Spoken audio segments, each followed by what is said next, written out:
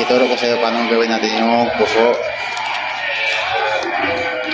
Tanggal natin yung tangkay na lang. Tangkay. Ayun, natin style para iba. Tanggalin mo dito.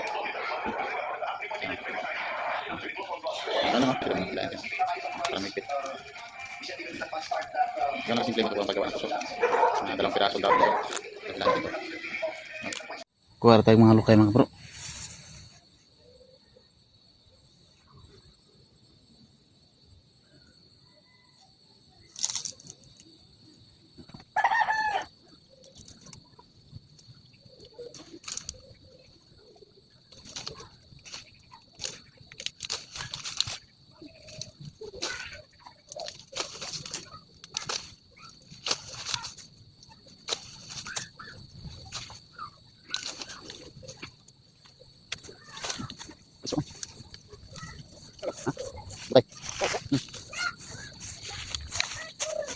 Yan.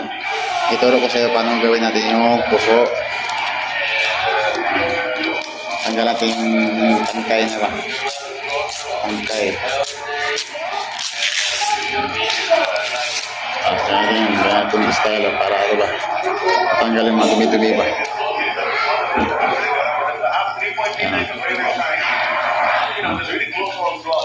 Yan lang o. Tapos, ganyan ito sa ulit. Ano yung style?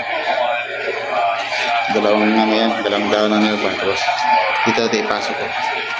Parang naglalara kagbanig ba? Yan. Medyo magulo tingnan. Kasi pag masanay ka lang, matuto ka lang yung katagalan. No? Yan o. Tapos, magsama sa dulo. Ilalam naman ulit. Isang ano lang. Tapos, pasok na dito. Dito. Pasok. Kabilang. Kabilang pasok naman sa kabilang side.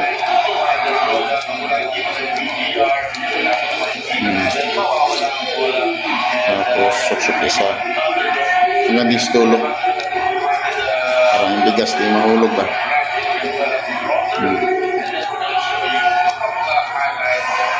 Kabilang side naman siya.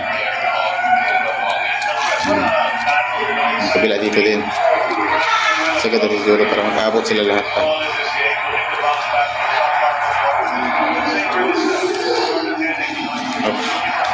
Nabuhol.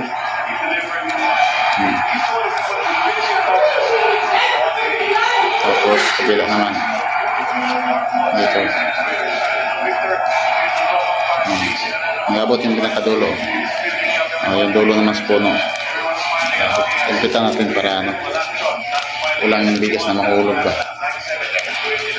Mabuti natin doon muna. Hilayan natin para mahigpit. Gano'n na kasimple magkakuha ang paggawa ng puso. Dalawang piraso daw ng niyog. Hilaan natin ito.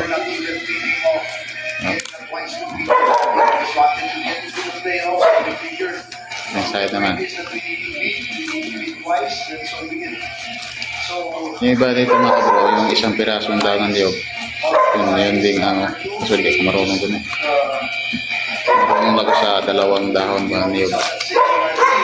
When adversity strikes, sometimes we have a tendency to go our own ways. And I said it's the opposite. When adversity strikes, then we have to lean. We have to lean more. We have to battle adversity with our teammanship, our teamwork. Kind of a really serious side. They're really trying to build chemistry and the system with these guys, but dito. Ayan, may pizza. Para yung bigas, hindi mahulog ba? Diba? Okay na? Yan na po mga kabro ang paggawa ng puso. May tatlo na ako. Ito nating baon bukas para mabango yung kanin ba?